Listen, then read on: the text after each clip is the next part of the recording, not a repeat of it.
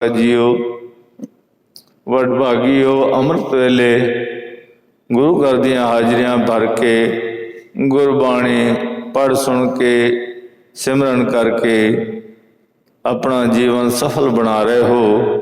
ਗੁਰੂ ਸਵਾਰੀ ਸਾਧ ਸੰਗਤ ਜੀਓ, ਗੁਰੂ ਘਰ ਦੇ ਕੀਰਤਨੀਏ ਸਤਿਕਾਰ ਭਾਈ ਸਾਹਿਬ ਭਾਈ ਬਲਵੀਰ ਸਿੰਘ ਜੀ ਹਜ਼ੂਰੀ ਰਾਗੀ ਜਥੇ ਪਾਸੋਂ ਰਸ ਬਿਨਾ ਕੀਰਤਨ ਸਰਵਣ ਕਰ ਰਹੇ ਸੋ ਇਹਨਾਂ ਦਾ ਬਹੁਤ ਬਹੁਤ ਧੰਨਵਾਦ। ਮਹਾਰਾਜ ਇਹਨਾਂ ਨੂੰ ਚੜ੍ਹਦੀਆਂ ਕਲਾ 'ਚ ਰੱਖੇ, ਇਸੇ ਤਰ੍ਹਾਂ ਵੱਧ ਕੱਢ ਕੇ ਸੇਵਾ ਕਰਦੇ ਰਹਿਣ। ਗੁਰੂ ਸਵਾਰੀ ਸਾਧ ਸੰਗਤ ਜੀਓ, ਹੁਣ ਗੁਰੂ ਘਰ ਦੇ ਮਹਾਨ ਕਥਾਵਾਚਕ ਸਤਿਕਾਰ ਭਾਈ ਸਾਹਿਬ ਭਾਈ ਮਨਪ੍ਰੀਤ ਸਿੰਘ ਜੀ ਗੁਰਮਤਿ ਵਿਚਾਰਾਂ ਨਾਲ ਸਾਂਝ ਪਾਉਣਗੇ। ਵਿਚਾਰਾਂ ਸਰਵਣ ਕਰੋ, ਗੁਰੂ ਉਪਦੇਸ਼ ਸਰਵਣ ਕਰੋ, ਹਿਰਦਿਆਂ ਵਿੱਚ ਵਸਾਓ। ਮਹਾਰਾਜ ਸਭ ਨੂੰ ਸਾਹਿਬਾਂ ਦੇ ਉਪਦੇਸ਼ਾਂ ਤੇ ਚੱਲਣ ਦੀ ਸਮਰਥਾ ਬਖਸ਼ੇ। ਵਾਹਿਗੁਰੂ ਜੀ ਕਾ ਖਾਲਸਾ, ਵਾਹਿਗੁਰੂ ਜੀ ਕੀ ਫਤਿਹ। ਧੰਨ ਵਾਹਿਗੁਰੂ ਸਾਹਿਬ ਜੀ।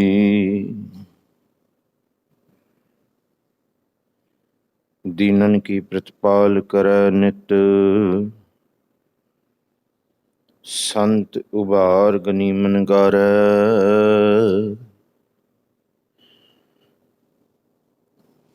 ਪਛ ਪਸ਼ੂ ਨਗ ਨਾਗ ਨਰਾਦਿਪ, ਸਰਬ ਸਮੈ ਸਭ ਕੋ ਪ੍ਰਤਪਾਲੈ। ਭੁਖਤ ਹੈ ਜਲ ਮੈਂ ਥਲ ਮੈਂ, ਪਲ ਮੈਂ ਕਲ ਕੇ ਨਹੀਂ ਕਰਮ ਵਿਚਾਰੈ। ਦੀਨ ਦਿਆਲ ਦਇਆਨਿਧ, ਦੋਖਨ ਦੇਖਤ ਹੈ ਪਰ ਦੇਤ ਨ ਹਰੈ। ਹਮ ਤਨਵੰਤ ਭਾਗਟ ਸਚ ਨਾਏ, ਹਰ ਗੁਣ ਗਾਏ ਸਹਿਜ ਸੁਭਾਏ। ਪਿਉ ਦਾਦੇ ਕਾ ਖੋਲ ਡਿਠਾ ਖਜ਼ਾਨਾ, ਤਾਂ ਮੇਰਾ ਮਨ ਭਇਆ ਨਿਧਾਨਾ। ਰਤਨ ਲਾਲ ਜਾ ਕਾ ਕਛੂ ਨਾ ਮੋਲ, ਭਰੇ ਭੰਡਾਰ ਅਖੂਟ ਅਤੁਲ। ਖਾਵਹ ਖਰਚਾ ਰਲ ਮਿਲ ਭਾਈ, ਟੋਟ ਨਾ ਆਵੈ ਵਧ ਦੋ ਜਾਈ। ਗਗਨ ਦਮਾਮਾ ਬਾਜਿਓ, ਪਰਿਓ ਨਿਸ਼ਾਨੈ ਕਾਓ। ਖੇਤ ਜੋ ਮਾਂਡਿਓ ਸੂਰਮਾ, ਅਬ ਜੂਜਨ ਕੋ ਦਾਓ। ਸੁਰਾ ਸੋ ਪਹਿਚਾਨੀਐ, ਜੋ ਲਰੈ ਦੀਨ ਕੇ ਹੇਤ। ਪੁਰਜਾ ਪੁਰਜਾ ਕਟ ਮਰੈ, ਕਬਹੂ ਨਾ ਛਾਡੈ ਖੇਤ।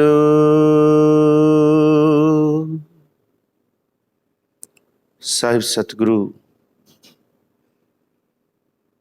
ਸ੍ਰੀ ਗੁਰੂ ਗ੍ਰੰਥ ਸਾਹਿਬ ਮਹਾਰਾਜ ਜੀ ਦੀ ਪਾਵਨ ਹਜ਼ੂਰੀ ਅੰਦਰ ਅੰਮ੍ਰਿਤ ਵੇਲੇ ਦੇ ਦੀਵਾਨਾਂ ਦੀ ਹਾਜ਼ਰੀ ਭਰਦੇ ਪਰਮ ਸਨਮਾਨਯੋਗ ਸਤਸੰਗੀ ਜਨੋ, ਸਾਹਿਬ ਸਤਿਗੁਰੂ ਸ੍ਰੀ ਗੁਰੂ ਗੋਬਿੰਦ ਸਿੰਘ ਸਾਹਿਬ ਮਹਾਰਾਜ ਜੀ ਤੇ ਵੱਡੇ ਲਖਤੇ ਜਿਗਰ ਬਾਬਾ ਅਜੀਤ ਸਿੰਘ, ਬਾਬਾ ਜੁਝਾਰ ਸਿੰਘ ਜੀ ਹੋਰਾਂ ਦੀ ਸ਼ਹਾਦਤ ਤੋਂ ਉਪਰੰਤ ਜਿਹੜਾ ਇਤਿਹਾਸ ਹੈ,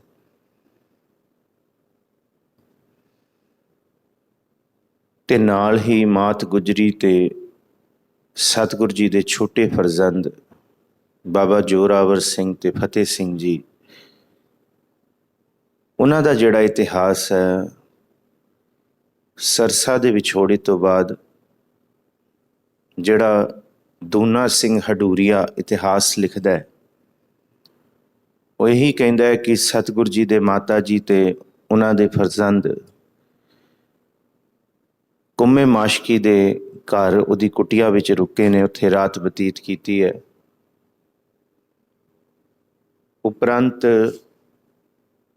ਉੱਥੇ ਹੀ ਸਤਿਗੁਰ ਜੀ ਦੇ ਮਾਤਾ ਜੀ ਤੇ ਪੁੱਤਰਾਂ ਨੇ ਡਾਢੀ ਭੁੱਖ ਤੋਂ ਬਾਅਦ ਭੋਜਨ ਛਕਿਆ, ਪ੍ਰਸ਼ਾਦਾ ਛਕਿਆ। ਇਹ ਰਾਤ ਦੀ ਗੱਲ ਹੈ 6 ਪੋਹ, ਜਿਸ ਵੇਲੇ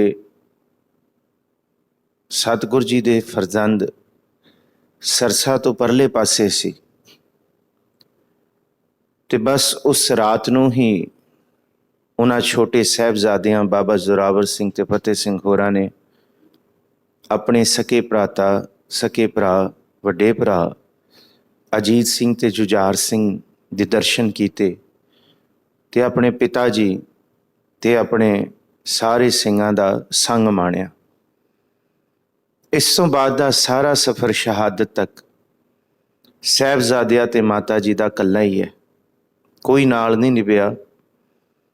ਜਿਹੜਾ ਗੁਰੂ ਤੇਗ ਬਹਾਦਰ ਸਾਹਿਬ ਜੀ ਦਾ ਬਚਨ ਹੈ ਨਾ, ਸੰਗ ਸਖਾ ਸਭ ਤਜ ਗਏ, ਕਉ ਨਾ ਨਿਭਿਓ, ਸੱਚੀ ਮੁੱਚੀ ਇਹ ਇਤਿਹਾਸ ਗੁਰੂ ਤੇਗ ਬਹਾਦਰ ਸਾਹਿਬ ਜੀ ਦੀ ਬਾਣੀ ਦੀ ਤਰਜਮਾਨੀ ਕਰਦਾ ਹੈ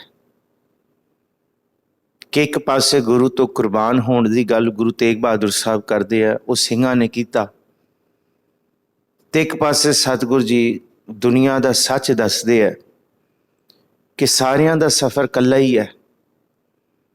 ਇਹ ਸਫ਼ਰ ਵੱਲ ਹਰ ਕੋਈ ਆਪਣੇ ਹੀ ਕਰਮਾਂ ਅਨੁਸਾਰ ਤੁਰੇਗਾ। ਔਰ ਸਤਿਗੁਰੂ ਗੁਰੂ ਤੇਗ ਬਹਾਦਰ ਸਾਹਿਬ ਮਹਾਰਾਜ ਜੀ ਦੇ ਪੋਤਿਆਂ ਨੇ ਬਹੁਤ ਜਜ਼ਬੇ ਦੇ ਨਾਲ, ਕਿਉਂਕਿ 7 ਪੋਹ ਦੀ ਰਾਤ ਨੂੰ ਕੁੰਮੇ ਮਾਸ਼ਕੀ ਦੇ ਕੁਟੀਆ ਵੱਲ ਰਾਤ ਗੁਜ਼ਾਰਨੀ, 8 ਪੋਹ ਸਵੇਰ ਨੂੰ ਗੰਗੂ ਆਪਣੇ ਘਰ ਮਾਤਾ ਜੀ ਤੇ ਸਾਹਿਬਜ਼ਾਦਿਆਂ ਨੂੰ ਲੈ ਗਿਆ, ਜਿਵੇਂ ਇਤਿਹਾਸ ਚੱਲਦਾ ਹੈ। ਲੈ ਕੇ ਗਿਆ, ਆਪਣੇ ਘਰ ਰੱਖਿਆ ਤੇ ਐਸੀ ਰੋਟੀ ਦਿੱਤੀ, ਜੋ ਪ੍ਰਸ਼ਾਦਾ ਗੰਗੂ ਲਿਆਵੈ, ਹਮਰੇ ਕਾਗ ਨਾ ਕੂਕਰ ਖਾਵੈ। ਮਾਤਾ ਜੀ ਕਹਿੰਦੇ ਜੋ ਇਹ ਬਣਾ ਕੇ ਲਿਆਇਆ ਸਾਡੇ ਘਰ ਦੇ ਤੇ ਕਾਂ ਤੇ ਕੁੱਤੇ ਵੀ ਨਹੀਂ ਖਾਂਦੇ। ਸੱਚੀ ਇਹ ਗੱਲ ਹੈ ਕਿ ਸਾਹਿਬਜ਼ਾਦਿਆਂ ਤੋਂ ਉਹ ਪ੍ਰਸ਼ਾਦਾ ਚਿੱਥਿਆ ਹੀ ਨਹੀਂ ਗਿਆ, ਉਹ ਇੰਨਾ ਸਖਤ ਸੀ। ਕੈਸੀ ਰੋਟੀ ਉਹ ਲਿਆਇਆ ਸੀ ਜੋ ਬਣਾ ਕੇ ਲਿਆਇਆ, ਔਰ ਭੁੱਖ ਵੀ ਤਸੀਹਾ ਹੈ ਬਹੁਤ ਵੱਡਾ। ਔਰ ਸਿਰਫ ਕੁੰਮੇ ਮਾਸ਼ਕੀ ਦੀ ਕੁਟੀਆ ਤੋਂ ਬਾਅਦ ਸਤਿਗੁਰ ਜੀ ਦੇ ਮਾਤਾ ਜੀ ਤੇ ਸਤਿਗੁਰ ਜੀ ਦੇ ਪੁੱਤਰਾਂ ਨੂੰ ਕਿੱਥੋਂ ਪ੍ਰਸ਼ਾਦਾ ਨਹੀਂ ਨਸੀਬ ਹੁੰਦਾ। ਭੁੱਖੇ ਰੱਖਣਾ ਇੱਕ ਬਹੁਤ ਵੱਡਾ ਤਸੀਹਾ ਹੈ। ਹੋਰ ਸਿੱਖ ਇਤਿਹਾਸ ਦੇ ਵਿੱਚ ਇਹੋ ਜਿਹੇ ਤਸੀਹੇ ਬਹੁਤ ਆਏ ਨੇ। ਬਾਬਾ ਬੰਦਾ ਸਿੰਘ ਬਹਾਦਰ ਦੇ ਨਾਲ ਜਿਨ੍ਹਾਂ ਸਿੰਘਾਂ ਨੂੰ ਗ੍ਰਿਫਤਾਰ ਕੀਤਾ ਗਿਆ ਫਰਕਸ਼ੀਅਰ ਵੱਲੋਂ, 15 ਦਿਨ ਜੇਲ੍ਹ 'ਚ ਭੁੱਖਾ ਰੱਖਿਆ ਗਿਆ ਤਾਂ ਕਿ ਈਨ ਕਬੂਲ ਕਰ ਲੈਣ। ਤਸੀਹਾ ਹੈ ਭੁੱਖ।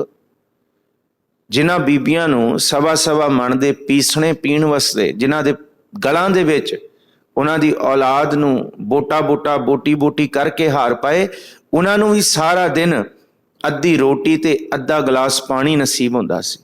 ਇਹ ਤਸੀਹਾ ਹੈ। ਤੇ ਸਤਿਗੁਰੂ ਗੁਰੂ ਗੋਬਿੰਦ ਸਿੰਘ ਸਾਹਿਬ ਮਹਾਰਾਜ ਜੀ ਦੇ ਫਰਜ਼ੰਦਾਂ ਦਾ ਸਬਰ ਵੀ ਬੜਾ ਡਾਢਾ ਹੈ। ਫਿਰ ਉਹ ਸਤਿਗੁਰ ਜੀ ਦੇ ਨੇ, ਪਰ ਬਾਬੇ ਨੇ, ਵੱਡੇ ਨੇ। ਗਰ ਬਜ਼ੁਰਗੀ ਬਾਇਦਤ ਕੁਨ ਬੰਦਗੀ, ਵਰਨਾ ਆਖਰ ਮੇ ਕਸ਼ੀ ਸ਼ਰਮਿੰਦਗੀ। ਭਾਈ ਨੰਦ ਲਾਲ ਕਹਿੰਦੇ ਬਜ਼ੁਰਗ ਹੋ ਕੇ ਬਾਬਾ ਬਣਨਾ ਸਿਆਣਪ ਨਹੀਂ ਹੈ। ਜਿੰਨੀ ਛੇਤੀ ਹੋ ਸਕੇ ਮਨੁੱਖ ਨੂੰ, ਇਨਸਾਨ ਨੂੰ ਸਿਆਣਾ ਬਣ ਜਾਣਾ ਚਾਹੀਦਾ। ਔਰ ਇੰਨੀ ਕੁ ਸਾਡੀ ਉਮਰ ਹੈ ਨਹੀਂ ਕਿ ਅਸੀਂ ਠੋਕਰਾਂ ਖਾ ਕੇ ਜਾਂ ਆਪ ਹੀ ਸਿੱਖ ਕੇ ਸਿਆਣੇ ਬਣੀਏ। ਜੈਸਾ ਗੁਰੂ ਜੀ ਨੇ ਦੱਸ ਦਿੱਤਾ, ਜਿਵੇਂ ਗੁਰੂ ਸਾਹਿਬ ਨੇ ਇਹ ਬਾਣੀ ਦਾ ਸੱਚ ਜਿਵੇਂ ਅਸੀਂ ਪੜ੍ਹਿਆ, ਹਮ ਧਨਵੰਤ ਭਾਗਟ ਸੱਚ ਨਾਏ, ਹਰ ਗੁਣ ਗਾਏ ਸਹਿਜ ਸੁਭਾਏ। ਜੀਵਨ ਦੇ ਵਿੱਚ ਸਹਿਜੇ ਸਹਿਜੇ ਬਾਣੀ ਨੂੰ ਪੜ੍ਹਨਾ ਸ਼ੁਰੂ ਕਰੀਏ, ਸਹਿਜੇ ਸਹਿਜੇ ਗੁਰੂ ਵੱਲ ਆਉਣਾ ਸ਼ੁਰੂ ਕਰੀਏ। ਇਹੀ ਸਾਡੇ ਅੰਦਰ ਦੀ ਵੱਡਪਨ ਹੈ। ਬਜ਼ੁਰਗੀ ਦਾ ਮਤਲਬ ਬੁਢੇਪਾ ਨਹੀਂ। ਅੱਜ ਵੀ ਈਰਾਨ ਵਰਗੇ ਦੇਸ਼ਾਂ ਦੇ ਵਿੱਚ ਜਿੱਥੇ ਫਾਰਸੀ ਬੋਲੀ ਜਾਂਦੀ ਹੈ, ਉੱਥੇ ਸਰੀਰ ਦੇ ਵੱਡੇ ਨੂੰ ਬਜ਼ੁਰਗ ਨਹੀਂ ਕਿਹਾ ਜਾਂਦਾ। ਉੱਥੇ ਦਾਨਿਸ਼ਮੰਦ ਤੇ ਸਿਆਣੇ ਨੂੰ ਹੀ ਵੱਡਾ ਬਜ਼ੁਰਗ ਕਿਹਾ ਜਾਂਦਾ ਹੈ, ਜਿਹੜਾ ਬਜ਼ੁਰਗੀ ਦੀਆਂ ਗੱਲਾਂ ਕਰਦਾ ਹੈ। ਜਿਵੇਂ ਧੰਨ ਗੁਰੂ ਨਾਨਕ ਸਾਹਿਬ ਮਹਾਰਾਜ ਜੀ ਨੇ ਭਾਈ ਬੂੜੇ ਨੂੰ ਬੁੱਢਾ ਕਹਿ ਦਿੱਤਾ ਸੀ ਕਿ ਤੂੰ ਵੱਡੀਆਂ ਗੱਲਾਂ ਕਰਦਾ ਹੈ, ਤੂੰ ਬੂੜਾ ਹੈ, ਤੂੰ ਬਜ਼ੁਰਗੀ ਵਾਲੀ ਗੱਲਾਂ ਕਰਦਾ ਹੈ। ਗਰ ਬਜ਼ੁਰਗੀ ਬਾਇਦਤ ਕੁਨ ਬੰਦਗੀ, ਵਰਨਾ ਆਖਰ ਮੇ ਕਸ਼ੀ ਸ਼ਰਮਿੰਦਗੀ। ਨਹੀਂ ਤੇ ਫਿਰ ਪੱਲੇ ਸ਼ਰਮਿੰਦਗੀ ਪੈਂਦੀ ਹੈ। क्योंकि साहिब जी का यह भी बचन है, फिर रूदा कंठ शब्द नहीं उचरै, अब क्या करे। महाराज गुरु तेग बहादुर साहब ये भी कहते, करनो हुतो सो ना कियो, परयो लोभ कै फंद, नानक समयो रम गयो, अब क्यों रोवत ते करना की है।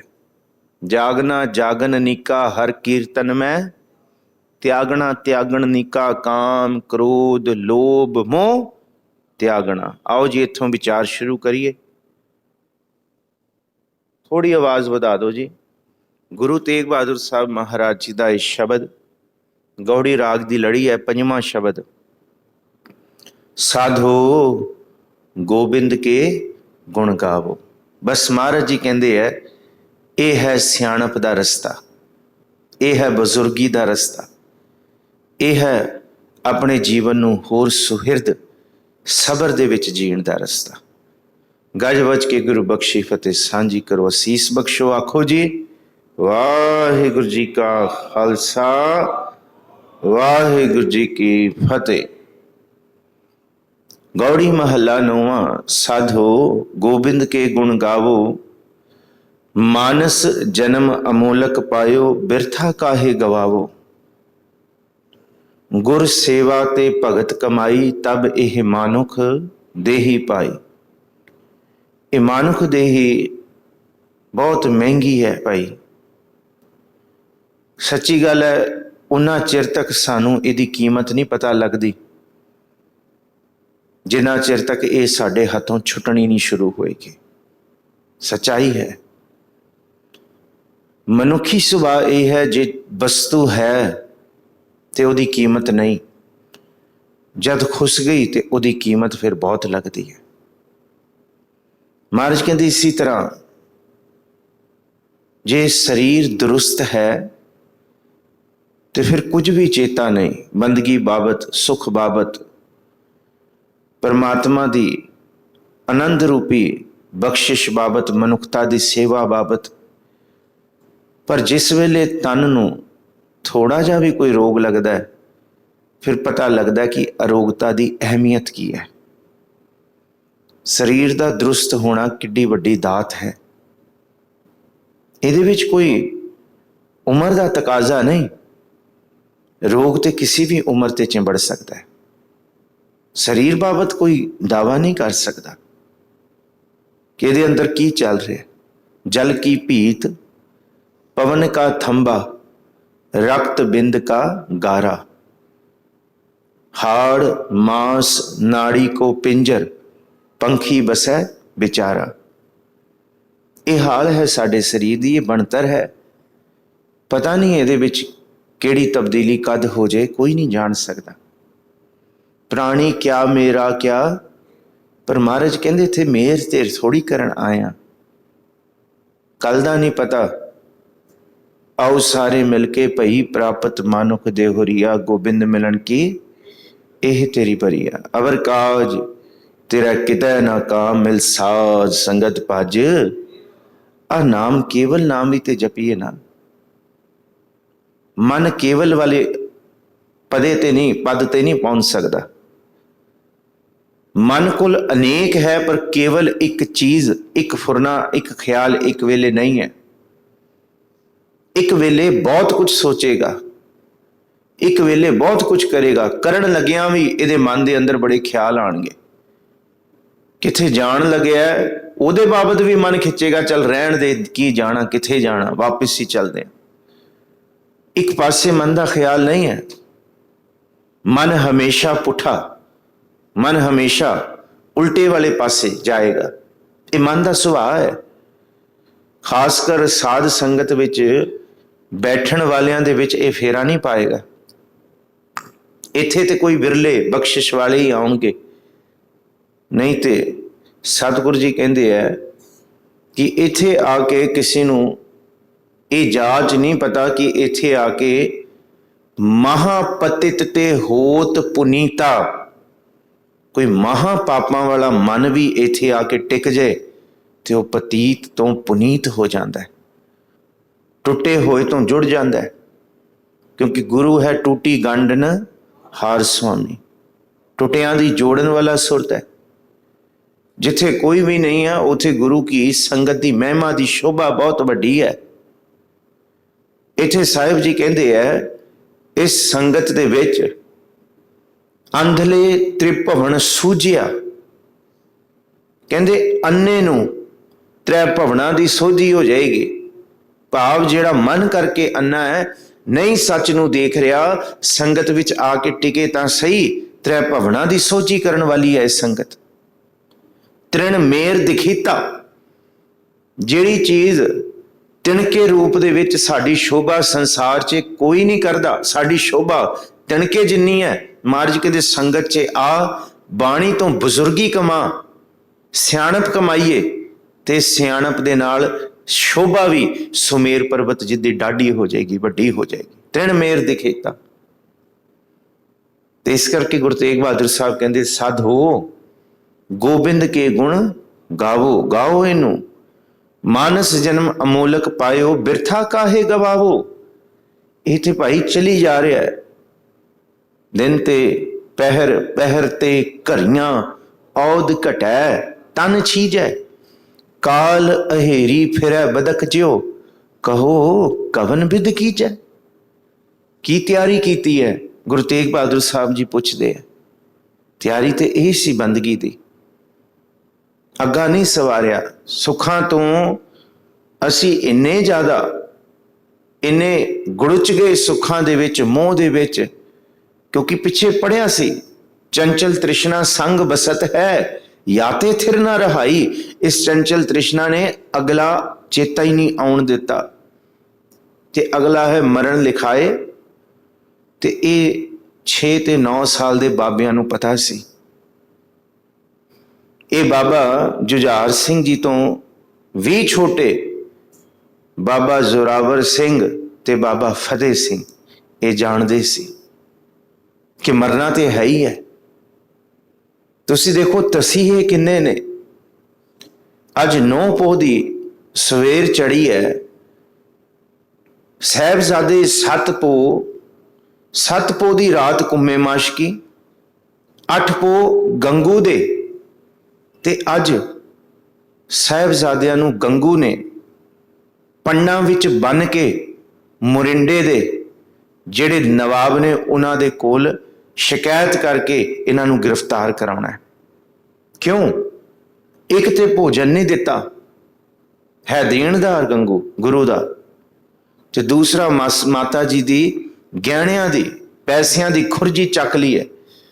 ਦਿਨ ਚੜੇ ਨੂੰ ਮਾਤਾ ਜੀ ਨੇ ਅੱਜ ਪੁੱਛਣਾ ਹੈ ਕਿ ਗੰਗੂ ਕਿੱਥੇ? ਜੇ ਪੈਸੇ ਚਾਹੀਦੇ ਸੀ ਤੇ ਮੰਗ ਲੈਂਦਾ। ਇਹ ਤੇ ਇਨਸਾਨੀਅਤ ਨਹੀਂ ਨਾ, ਇਹ ਤੇ ਫਰਜ਼ ਨਹੀਂ ਨਾ ਮਨੁੱਖ ਦਾ ਕਿ ਚੋਰੀ ਕਰ ਲੇ। ਉਹਨੇ ਕਿਹਾ ਇੱਕ ਤੇ ਮੈਂ ਤੁਹਾਨੂੰ ਸ਼ਰਨ ਦਿੱਤੀ, ਦੂਸਰਾ ਤੁਸੀਂ ਮੇਰੇ ਤੇ ਇਲਜ਼ਾਮ ਲਾਉਂਦੇ ਹੋ, ਮੈਂ ਤੁਹਾਡੀ ਸ਼ਿਕਾਇਤ, ਤੁਹਾਨੂੰ ਗ੍ਰਿਫਤਾਰ ਕਰਾਵਾਂਗਾ, ਉੱਤੇ ਤੱਕ ਤੁਹਾਨੂੰ ਦੱਸਾਂਗਾ ਕਿ ਤੁਸੀਂ ਹਕੂਮਤ ਦੇ ਬਾਗੀ ਮੇਰੇ ਘਰ ਆ ਕੇ ਸ਼ਰਨ ਲੈ ਕੇ ਲੁਕੇ ਹੋਏ ਹੋ। ਪਰ ਮਾਤਾ ਜੀ ਨੇ ਸਹਿਜ ਸੁਭਾਅ ਕਿਹਾ ਗੰਗੂ ਫਿਰ ਜੇ ਇਹ ਕਰੇਗਾ ਫਿਰ ਇਹ ਜੀਵਨ, ਫਿਰ ਦੁੱਖ ਵੀ ਭੋਗੇਗਾ ਅੱਗੇ। ਤੇ ਇਤਿਹਾਸ ਗਵਾਹ ਹੈ ਗੰਗੂ ਕਿਵੇਂ ਮਰਿਆ, ਕਿਵੇਂ ਬੋਂਦਲ ਗਈ ਉਹਦੀ ਮੱਤ। ਗੁਰੂ ਤੇਗ ਬਹਾਦਰ ਸਾਹਿਬ ਤੇ ਬਜ਼ੁਰਗੀ ਲੈਣ ਦੀ ਸਿਆਣਪ ਦਿੰਦੇ ਆ, ਉਹ ਪੁੱਠੀ ਮੱਤ ਤੁਰ ਕੇ ਗਾਫਲ ਹੋ ਕੇ ਬਾਵਰਾ ਹੋ ਕੇ ਮਰਿਆ।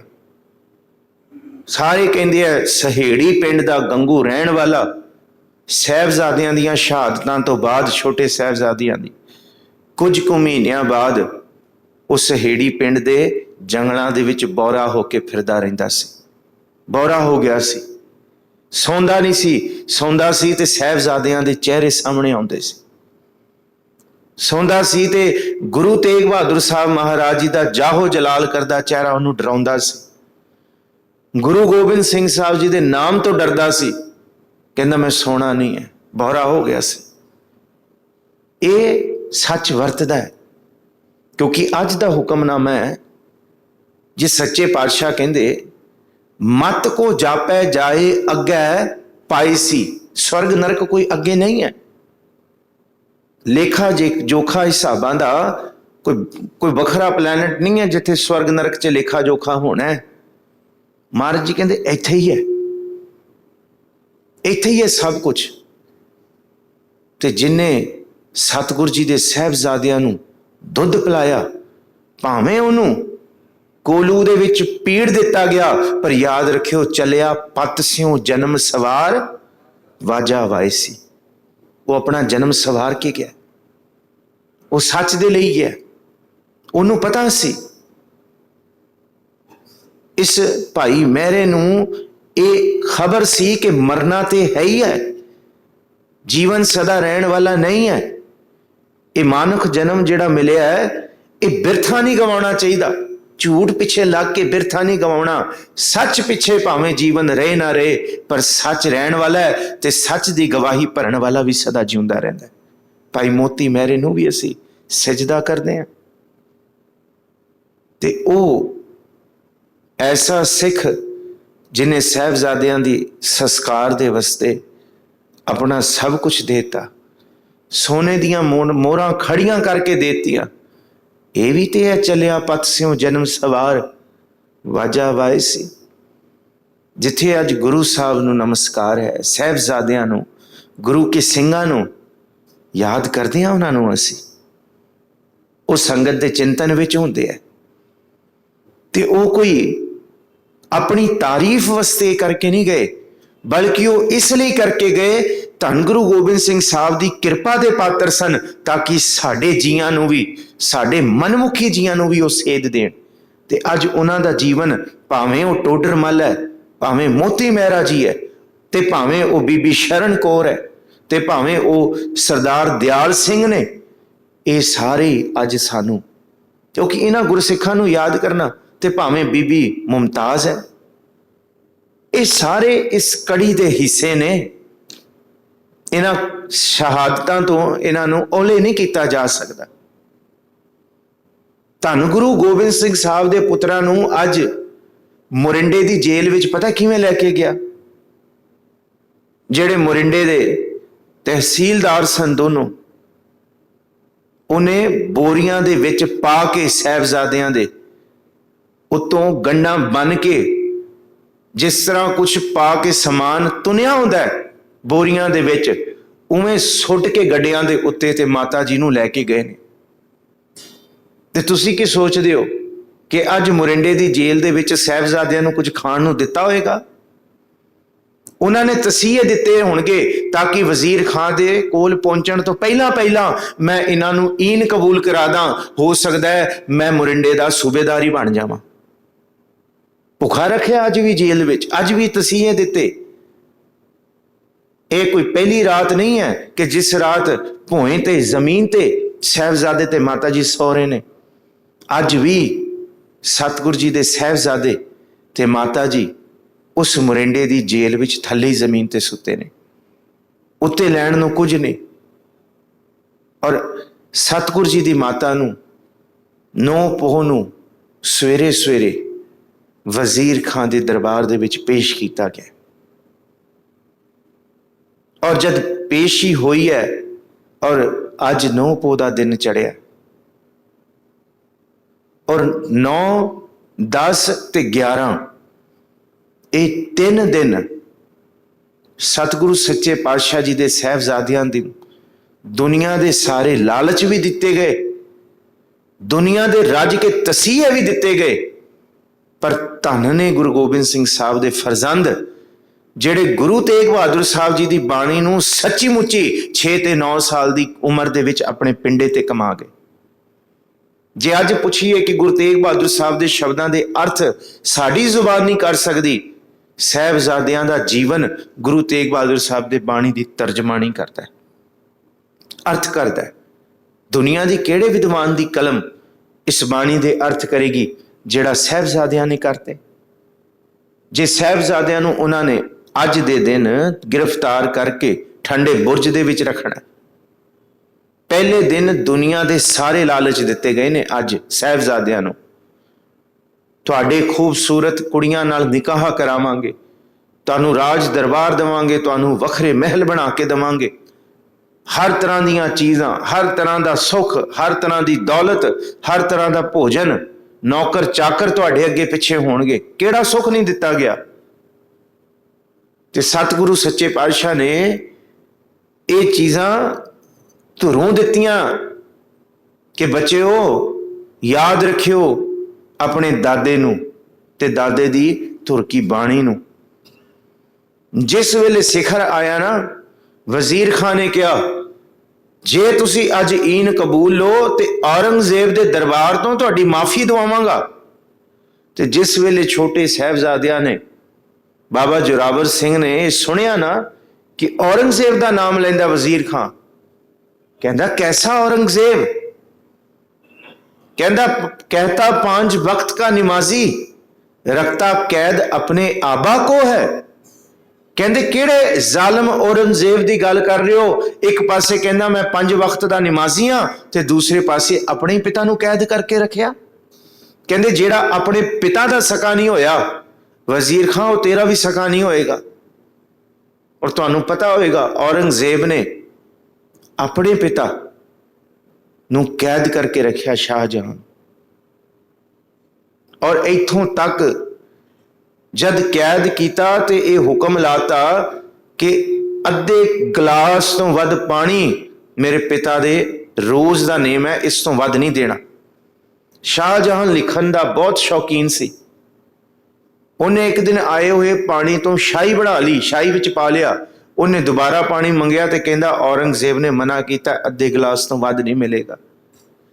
तो शाहजहां ने लिखिया अपनी कलम तो, कहते औरंगजेब शर्म कर, जद तेरियां नालां वगदियां सी मेरी गोद दे विच तू बैंदा सी ते तैनूं की कुछ नहीं दिता, अज तू अपने पिता नाल बगावत करती, तू सुख नहीं भोगेगा।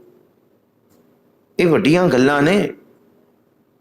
इस करके गुरु रामदास जी सिखा गए ने, काहे पूत झगरत हों संग बाप, जिनके जने बडीरे तुम हो तिन स्यों झगरत पाप। जिस धन का तुम गर्व करत हो सो धन किसै ना आप। माता पिता दे नाल बगावत नहीं।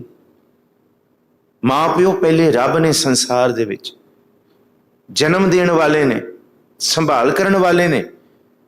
जे दुनियावी मां प्यो की वुकत पेगी तो तां तू मेरा पिता, तू है मेरा माता, तू मेरा बंधप, तू मेरा भराता। जेड़े दिसदे पए ने उन्हां दी ते इबादत कीती नहीं, अणदिसदे वल किवें तुरांगे असीं? यही ते समझाया। 9 साल दे साहिबजादे ने वजीर खान दे दरबार च यह समझाया, जिस अणदिसदे खुदा की इबादत कर रहा है पर दिसदे खुदा नूं तू कैद विच करता।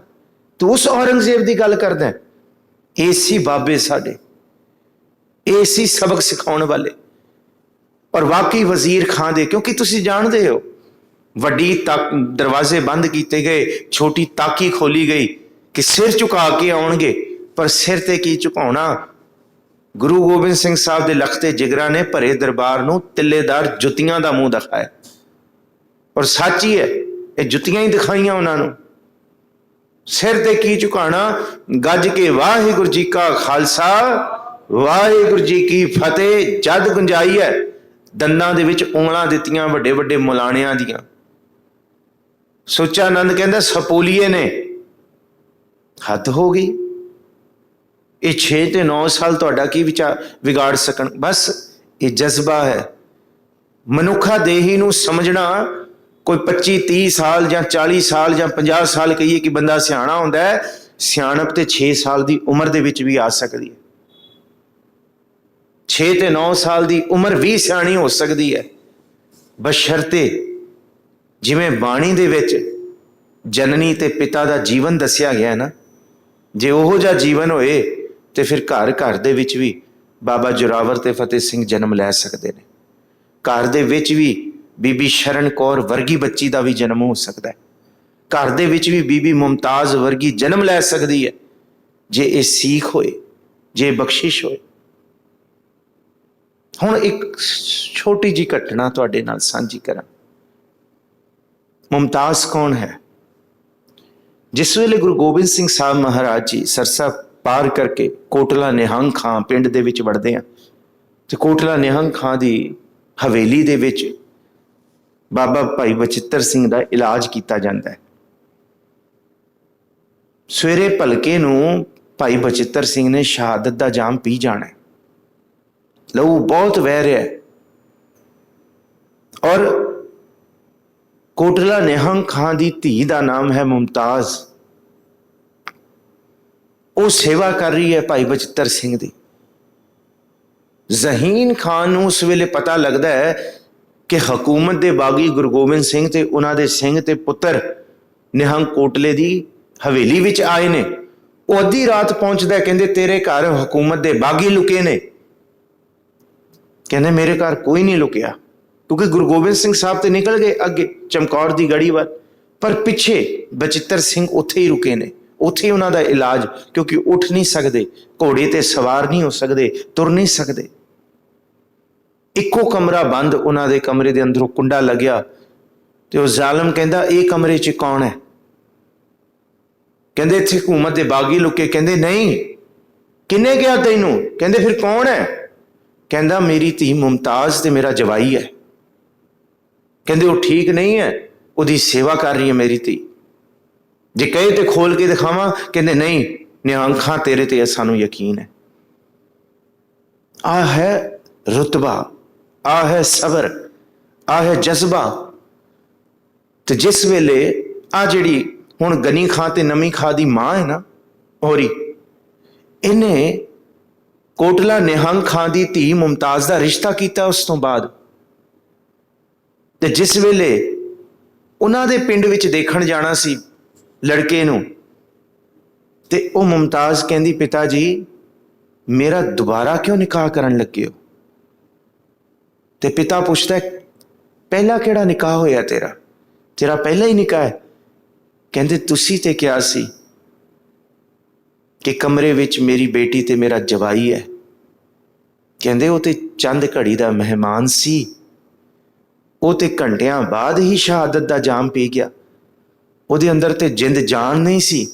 ਪਰ ਕਹਿੰਦੇ ਨਹੀਂ, ਮੈਂ ਉਸੇ ਦਿਨ ਨਤਮਸਤਕ ਕਰ ਲਿਆ ਸੀ, ਮੈਂ ਹੁਣ ਸ਼ਹੀਦ ਦੀ ਬੇਗਮ ਹਾਂ ਤੇ ਕਿਸੇ ਸ਼ਹੀਦ ਦੀ ਸ਼ਹਾਦਤ ਨੂੰ ਦਾਗ ਨਹੀਂ ਲਾਵਾਂਗੀ ਦੁਬਾਰਾ ਨਿਕਾਹ ਕਰਕੇ। ਇਹ ਹੈ ਮੁਮਤਾਜ਼ ਦੀ ਸਾਖੀ। ਇੱਕ ਬੀਬੀ ਦੀ ਹੋਰ ਵੱਡੀ ਖੇਡ ਵਰਤਦੀ ਹੈ, ਆ ਸਬਰ ਹੈ ਜੀ। ਇਸ ਸਬਰ ਨੂੰ ਬਹੁਤ ਭਾਗ ਲੱਗਦਾ ਹੈ। ਅੱਜ ਸਜਦਾ ਕਰਦੇ ਹਾਂ ਅਸੀਂ ਬੀਬੀ ਮੁਮਤਾਜ਼ ਨੂੰ, ਸੀਖ ਦੇਣ ਵਾਲੀ ਹੈ। ਉਹ ਵਾਕਈ ਸਾਡੇ ਲਈ ਇੱਕ ਪੂਜਨੀਕ ਔਰਤ ਹੈ, ਪੂਜਨੀਕ ਸਾਡੇ ਲਈ ਇੱਕ ਆਤਮਾ ਹੈ। ਔਰ ਜਿਹਨੂੰ ਸਿਜਦਾ ਕਰਦੇ ਹਾਂ, ਜਿਹਦੇ ਬਾਰੇ ਲਿਖਦੇ ਹਾਂ, ਜਿਹਨੂੰ ਚੇਤਾ ਕਰਦੇ ਹਾਂ, ਵਾਕਈ ਸਿਦਕ ਤੇ ਸਬਰ ਦੀ ਮੂਰਤ ਦਾ ਖਿਆਲ ਆਉਂਦਾ ਹੈ। ਜੇ ਦੁਨੀਆ ਦੇ ਦੁੱਖਾਂ ਦੀ, ਦੁਨੀਆ ਦੇ ਦਿਖਦੇ ਪਸਾਰੇ ਦੀ ਤੱਤੀ ਵਾਓ ਲੱਗੇ ਨਾ, ਆ ਇਤਿਹਾਸ ਕੰਠ ਕਰੋ ਬਸ। ਇਸ ਇਤਿਹਾਸ ਦਾ ਕੋਈ ਪੰਨਾ ਲੈ ਲਓ ਭਾਈ, ਤੁਹਾਡੇ ਮਨ ਨੂੰ ਅਡੋਲ ਕਰ ਦੇਗਾ। ਕੋਈ ਪੰਨਾ ਇਸ ਇਤਿਹਾਸ ਦੀ ਕਿਤਾਬ ਦਾ ਕਿੱਥੋਂ ਵੀ ਪੰਨਾ ਖੋਲ ਲਓ, ਤੁਹਾਡੇ ਮਨ ਨੂੰ ਇਹ ਟਿਕਾ ਕੇ ਰੱਖ ਦੇਗਾ। ਸਬਰ ਤੇ ਸੰਤੋਖ ਦਾ ਸਿਖਰ ਹੈ। ਕਿੱਥੋਂ ਖੁੱਲ ਜਾਏ ਪੰਨਾ, ਭਾਵੇਂ ਬੀਬੀ ਸ਼ਰਨ ਕੌਰ ਦਾ ਇਤਿਹਾਸ ਹੈ। ਚਮਕੌਰ ਦੀ ਗੜੀ ਦੇ ਵਿੱਚ ਸਾਹਿਬਜ਼ਾਦੇ ਗੁਰੂ ਗੋਬਿੰਦ ਸਿੰਘ ਸਾਹਿਬ ਕਹਿ ਕੇ ਗਏ ਨਾ, ਗੜੀਏ ਚਮਕੌਰ ਦੀਏ ਸਾਂਭ ਕੇ ਰੱਖੀ, ਇੱਥੇ ਮੇਰੇ ਪਿਆਰੇ ਲਾਲ ਸੁੱਤੇ, ਜਿਉਂਦੇ ਹੋਏ ਵੀ ਮੋਏ ਹੋਏ ਵੀ ਜਿਉਂ ਮੁਸਕਾਉਂਦੇ ਨੇ, ਇੱਥੇ ਮੇਰੇ ਨੌ ਨਿਹਾਲ ਸੁੱਤੇ। ਉਹ ਮਤ ਦੇਸ਼ ਦਾ ਇਤਿਹਾਸ ਆਖੇ ਕਿ ਕੱਲੇ ਸਿੰਘਾਂ ਨੂੰ ਸ਼ਹੀਦ ਕਰਵਾ ਚਲਿਆ, ਮੈਨੂੰ ਭੌਂਦੀ ਦਿਲਦਾਰੀ ਖਾਲਸੇ ਦੀ ਹੈ, ਨਾਲ ਅਜੀਤ ਤੇ ਜੁਝਾਰ ਸੁਲਾ ਚਲਿਆ। ਕਹਿੰਦੇ ਉਹ ਵੀ ਇੱਥੇ ਹੀ ਨੇ।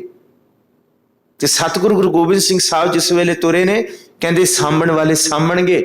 ਭਾਈ ਦਇਆ ਸਿੰਘ, ਭਾਈ ਧਰਮ ਸਿੰਘ ਮਾਨ ਸਿੰਘ, ਨਿਰਮੋਹ ਹੋ ਕੇ ਇੱਥੋਂ ਤੁਰੋ। ਤੇ ਸਾਂਭਣ ਵਾਲੀ ਬੀਬੀ ਸ਼ਰਨ ਕੋਲ ਅੱਧੀ ਰਾਤ ਆਈ ਹੈ। ਅੱਧੀ ਰਾਤ ਉਸ ਬੀਬੀ ਦਾ ਜਿਗਰਾ ਦੇਖੋ। ਜੰਗੇ ਮੈਦਾਨ ਦੇ ਵਿੱਚ ਲੋਥਾਂ ਵਿੱਚੋਂ ਉਹਨੇ ਸਿੰਘਾਂ ਦੀਆਂ ਤੇ ਸਾਹਿਬਜ਼ਾਦਿਆਂ ਦੀਆਂ ਲੋਥਾਂ ਨੂੰ, ਸਰੀਰਾਂ ਨੂੰ ਉਹਨੇ ਲੱਭਿਆ। ਤੇ ਨਾਲ ਇਹ ਭਲਾ ਹੋਇਆ ਦੋ ਸਿੱਖ ਨਾਲ ਆ ਗਏ, ਭਾਈ ਰਾਮਾ ਤੇ ਭਾਈ ਤਰਲੋਕਾ।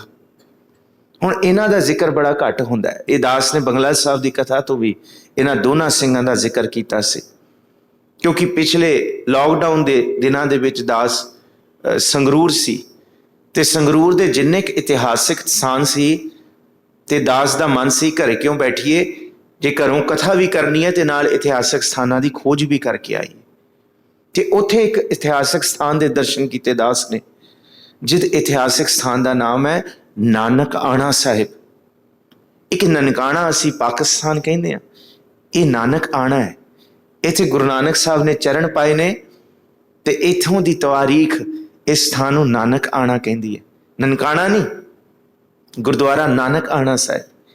ਇੱਥੇ ਗੁਰੂ ਤੇਗ ਬਹਾਦਰ ਸਾਹਿਬ ਮਹਾਰਾਜ ਜੀ ਦੇ ਵੀ ਚਰਨ ਪਏ। ਆ ਇੰਨਾ ਬਖਸ਼ਿਸ਼ ਭਰਪੂਰ ਸੰਗਰੂਰ ਦੇ ਵਿੱਚ, ਸ਼ਹਿਰ ਤੋਂ ਥੋੜਾ ਜਿਹਾ ਪਰਾਂ ਥਾਂ ਹੈ, ਬਿਲਕੁਲ 3 ਕਿਲੋਮੀਟਰ ਪਾਸੇ।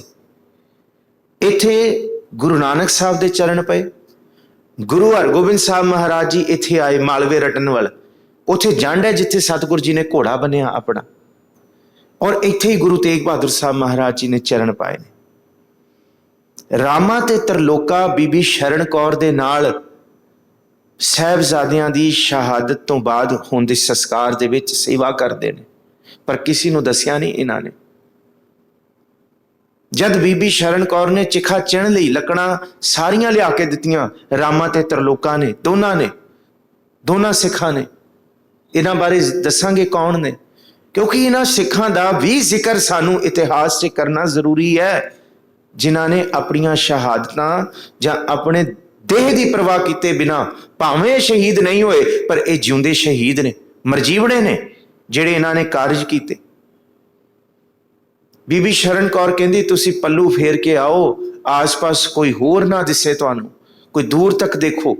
ਰਾਮਾ ਤੇ ਤਰਲੋਕਾ ਹੋਰ ਪੱਲੂ ਫੇਰਨ ਗਏ ਨੇ, ਹੋਰ ਸਮਗਰੀ ਇਕੱਠੀ ਕਰਨ ਗਏ ਨੇ, ਲੱਕੜਾਂ। ਇੰਨੇ ਨੂੰ ਪਿੱਛੋਂ ਮੁਗਲ ਫੌਜ ਆਉਂਦੀ ਹੈ।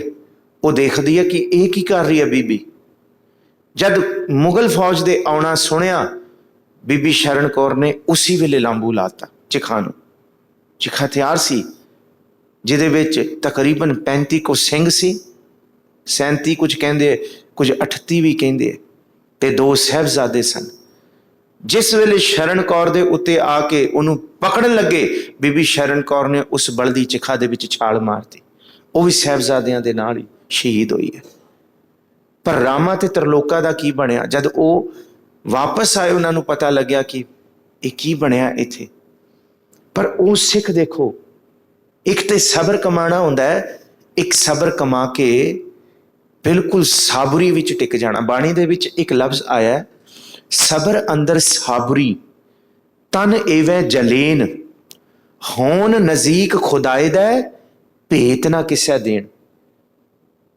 ਇਹ ਇਤਿਹਾਸ ਵਿੱਚੋਂ ਦਾਸ ਨੂੰ ਪਤਾ ਲੱਗਿਆ ਸਾਬਰੀ ਦਾ ਅਰਥ ਕੀ ਹੁੰਦਾ ਹੈ। ਕਿਸੇ ਵੀ ਟੀਕੇ ਦੇ ਅੰਦਰ ਸਾਬਰੀ ਦਾ ਅਰਥ ਨਹੀਂ ਮਿਲਿਆ ਮੈਨੂੰ। ਜੇ ਕਿਸੇ ਹੋਰ ਵਿਦਵਾਨ ਨੂੰ ਮਿਲਿਆ ਤੇ ਦੱਸ ਦਿਓ ਭਾਈ, ਜ਼ਰੂਰ ਦੱਸਿਓ। ਸਾਡੀ ਇਸ ਕਥਾ ਦੇ ਵਿੱਚ, ਇਸ ਹੋਂਦੀ ਸੇਵਾ ਦੇ ਵਿੱਚ ਤੁਸੀਂ ਵੀ ਹਿੱਸਾ ਪਾਇਓ। ਸਾਬਰੀ ਭਾਵੇਂ ਡਾਕਟਰ ਮਨਮੋਹਨ ਸਿੰਘ ਦਾ, ਗੁਰਬਚਨ ਸਿੰਘ ਤਾਲਿਬ ਦਾ, ਭਾਵੇਂ ਤੁਸੀਂ ਸੰਤ ਸਿੰਘ ਖਾਲਸਾ, ਇਹ ਤੇ ਅੰਗਰੇਜ਼ੀ ਟੀਕਿਆਂ ਦਾ ਮੈਂ ਜ਼ਿਕਰ ਕਰ ਰਿਹਾ। ਇਹ ਵੀ ਘੋਖੇ ਕਿ ਸਾਬਰੀ ਸਭ ਨੇ ਕੰਟੈਂਟਮੈਂਟ ਹੀ ਵਰਤਿਆ, ਜਾਂ ਵੱਧ ਤੋਂ ਵੱਧ ਅਪੀਸਮੈਂਟ ਵਰਤਦੇ ਆ, ਜਾਂ ਹੈਪੀਨੈਸ ਵਰਤਦੇ ਆ। ਇਹਦਾ ਸੰਬੰਧ ਕੰਟੈਂਟਮੈਂਟ ਨਾਲ ਹੀ ਕਰਦੇ ਆ। ਤੇ ਜੇ ਆਪਾਂ ਸੰਪਰਦਾਇ ਟੀਕੇ ਦੇਖੀਏ, ਫਰੀਦਕੋਟੀਏ ਦਾ ਜਿਹੜਾ ਨਿਰਮਲਾ ਸੰਪਰਦਾ ਦਾ ਹੈ, ਉਹ ਵੀ ਸਬਰ ਕਹਿੰਦਾ। ਪ੍ਰੋਫੈਸਰ ਸਾਹਿਬ ਸਿੰਘ ਦਾ ਦੇਖੀਏ, ਉਹ ਵੀ ਸਬਰ ਕਹਿੰਦੇ ਆ ਕਿ ਸਾਬਰੀ ਨੂੰ ਵੀ ਸਬਰ ਕਿਹਾ ਗਿਆ। ਜੇ ਆਪਾਂ ਭਾਈ ਵੀਰ ਸਿੰਘ ਦਾ ਦੇਖੀਏ, ਉਹ ਵੀ ਸਬਰ ਦਾ ਜ਼ਿਕਰ ਕਰਦੇ ਆ। ਭਾਵੇਂ ਇੱਥੇ ਤੱਕ ਭਾਈ ਵੀਰ ਸਿੰਘ ਨਹੀਂ ਪਹੁੰਚੇ, ਪਰ ਕਈ ਕਿਤਾਬਾਂ ਦੇ ਵਿੱਚ ਉਹਨਾਂ ਨੇ ਸਾਬਰੀ ਇਹ ਤੁਕਾਂ ਵਰਤੀਆਂ ਨੇ। 2 ਤੁਕਾਂ ਇਸ ਗੱਲ ਨੂੰ ਖੋਲਦੀ ਹੈ, ਹੋਣ ਨਜ਼ੀਕ ਖੁਦਾਏ ਦਾ ਭੇਤ ਨਾ ਕਿਸੇ ਦੇਣ। ਉਹ ਜੀਵਨ ਖੁੱਲਦਾ ਹੈ ਭਾਈ ਰਾਮਾ ਤੇ ਤਰਲੋਕਾ ਦਾ। ਸਬਰ ਕਰਕੇ, ਸਬਰ ਨੂੰ ਗੁਪਤ ਰੱਖ ਲੈਣਾ ਸਾਬਰੀ ਹੈ। ਅਸੀਂ ਸਬਰ ਤੇ ਕਰ ਜਾਂਦੇ ਹਾਂ, ਪਰ ਦੁਨੀਆ ਨੂੰ ਦੱਸ ਵੀ ਦਿੰਦੇ ਹਾਂ ਅਸੀਂ ਸਬਰ ਕਮਾਇਆ। ਉਹਨਾਂ ਦੋਨਾਂ ਸਿੱਖਾਂ ਨੇ ਏਡੀ ਵੱਡੀ ਸੇਵਾ ਕੀਤੀ, ਪਰ ਸੇਵਾ ਕਰਕੇ ਗੁਪਤ ਹੋ ਗਏ, ਦੱਸਿਆ ਨਹੀਂ ਕਿਸੇ ਨੂੰ। ਇਹਨੂੰ ਸਾਬਰੀ ਆਖਿਆ। ਭੇਤ ਨਾ ਕਿਸੇ ਦੇਣ, ਭੇਤ ਨਹੀਂ ਦੇਣਾ ਕਿਸੇ ਨੂੰ, ਇਹ ਸਾਬਰੀ ਹੈ। ਇਹਦੀ ਤੁਕ ਹੀ ਪਰਿਭਾਸ਼ਾ ਕਰਦੀ ਹੈ, ਇਹ ਤੁਕ ਹੀ ਦੱਸਦੀ ਹੈ ਕਿ ਸਬਰ ਅੰਦਰ ਸਾਬਰੀ, ਤਨ ਏਵੇਂ ਜਲੇਨ, ਹੋਣ ਨਜ਼ੀਕ ਖੁਦਾਏ ਦੇ ਸਾਬਰੀ, ਭੇਤ ਨਾ ਕਿਸੇ ਦੇਣ। ਸਾਬਰੀ ਦਾ ਮਤਲਬ ਹੈ ਕਮਾ ਕੇ ਗੁਪਤ ਹੋ ਜਾਣਾ, ਕਮਾ ਕੇ ਜਰ ਜਾਣਾ। ਪਰ ਗੁਰੂ ਗੋਬਿੰਦ ਸਿੰਘ ਸਾਹਿਬ ਤੋਂ ਕੌਣ ਲੁਕ ਸਕਦਾ?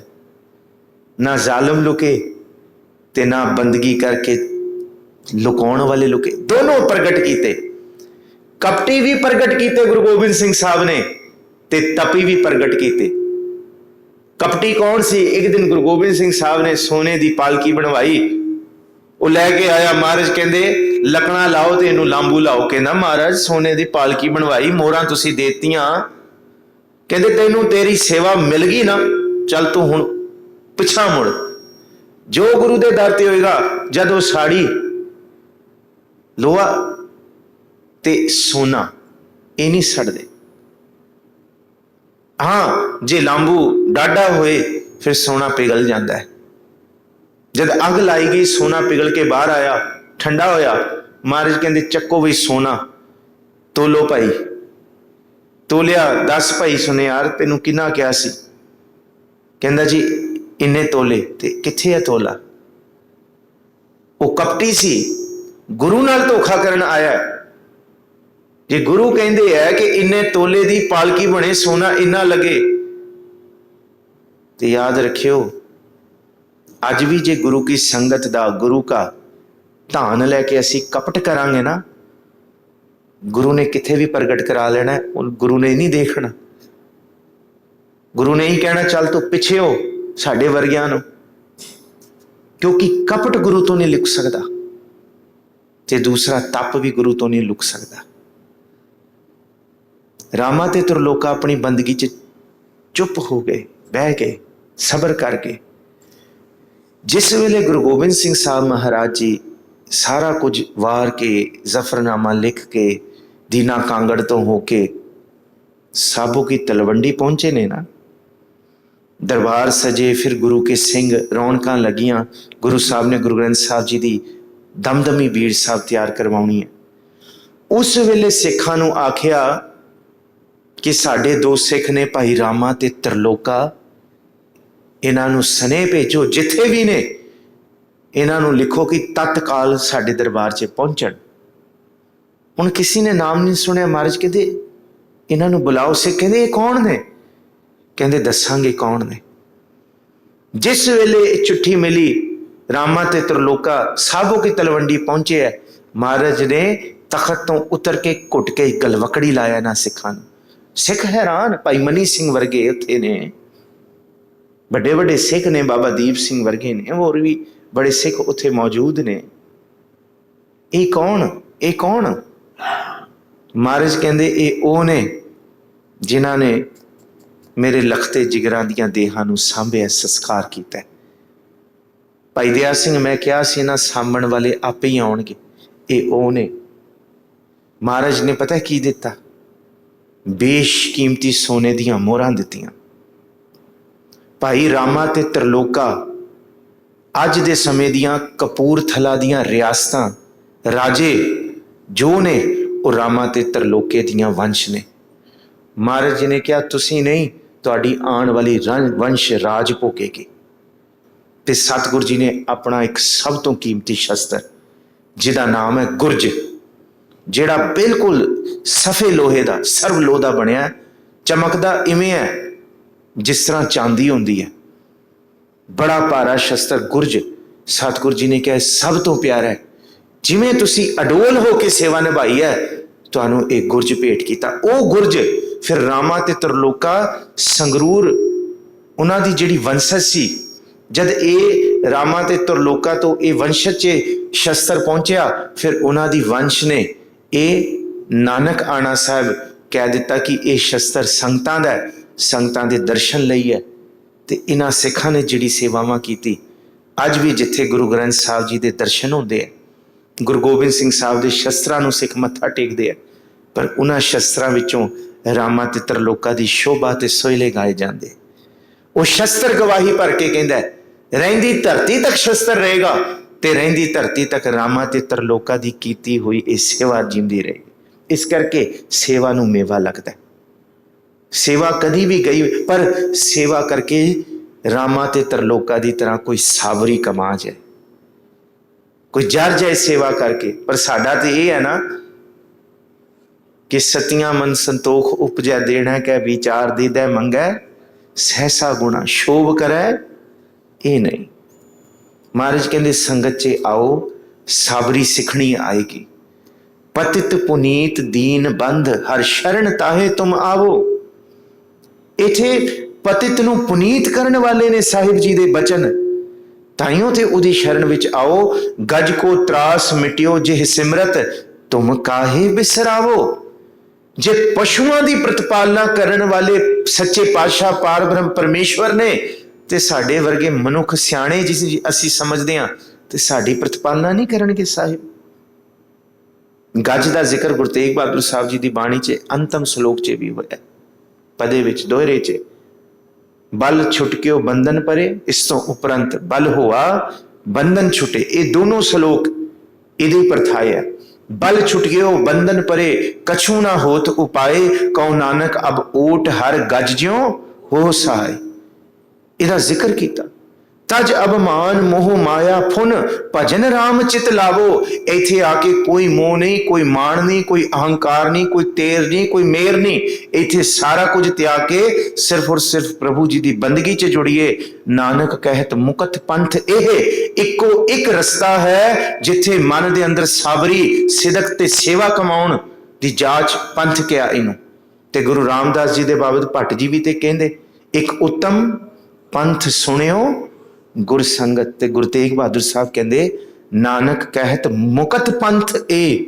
ਪੰਥ ਦਾ ਮਤਲਬ ਰਸਤਾ।